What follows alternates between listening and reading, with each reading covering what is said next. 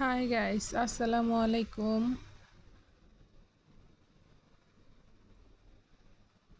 Daily lifestyle ব্লগে আপনাদের স্বাগতম।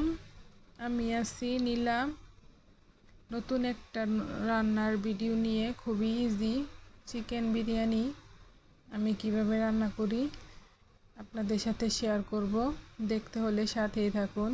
তো প্রথমে পাতিল বসিয়ে দিলাম, এখানে মাংস দিয়ে দিব। এক এক করে মাংস দিয়ে মশলা দিয়ে মাখিয়ে নিব। তো মাংস দিয়ে দিলাম, এখন দিব পেঁয়াজ কুচি, তারপর দিয়ে দিব আদা রসুন বাটা, আলু, তারপর দিয়ে দিব আদা রসুন বাটা।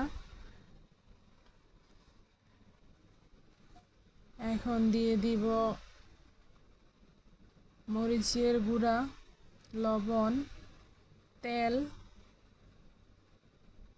তারপর একসাথে মাখিয়ে নিব। যে যেরকম জাল খায় এরকম করে দিয়ে দিবেন। আমি একটু বেশি জাল খাই তাই একটু বেশি দিয়ে দিলাম।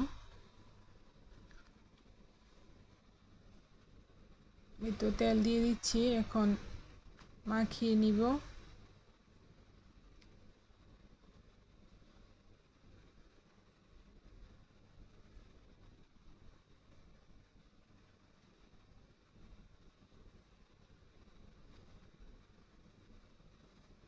তো মাখানো শেষ, এখন চুলাটা অন করে দিচ্ছি। এই তো আমার কষানো প্রায় শেষ হয়ে গেছে মাংসটা।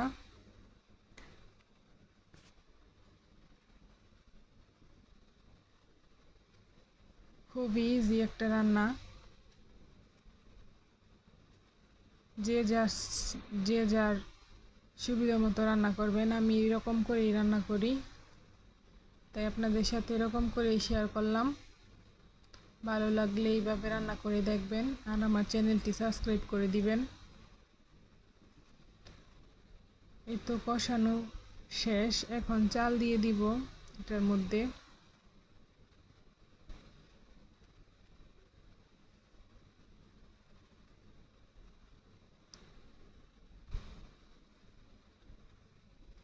আর একটু নেড়ে চেড়ে নিলাম।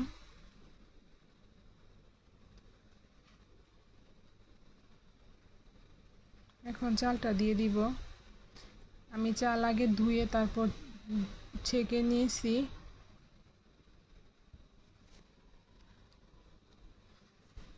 চালের মধ্যে পানিটা ছেঁকে নিলে ভালো হয়, তাহলে আর নিচে লেগে যায় না।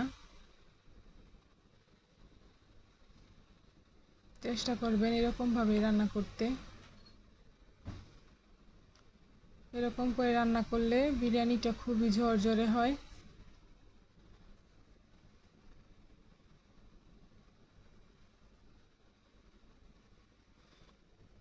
তো ভালো করে কষিয়ে নিচ্ছি এখন।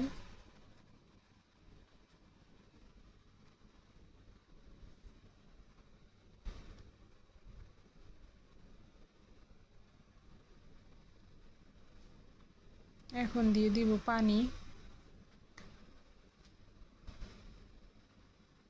পরিমাণ মতো পানিটা একটু বুঝে শুনে দিবেন, তাহলে দেখবেন আর নষ্ট হবে না জিনিসটা। আমি এইখানে 2 মগ চাল নিয়েছি, সাথে 4 মগ পানি দিয়ে দিলাম।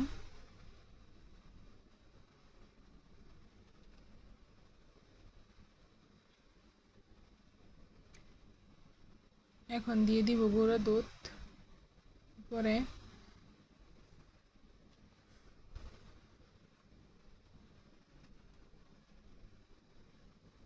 2 প্যাকেট গুঁড়ো দুধ দিয়েছি, আপনারা একটু বেশি দিতে পারেন কি কম দিতে পারেন, না দিলেও সমস্যা নাই, লিকুইড দুধও ব্যবহার করতে পারবেন। গুঁড়া দুধটা দিলে কালারটা খুব সুন্দর আসে, এই কারণে আমি দিয়ে দিলাম। তো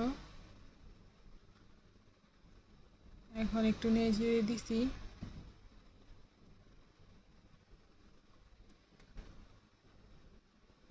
আপনারা হয়তো খেয়াল করেছেন আমি আগে কোনো শুকনো মশলা দিই নাই, বিরিয়ানির মশলাতেই ছিল তেজপাতা, এলাচ, দারচিনি,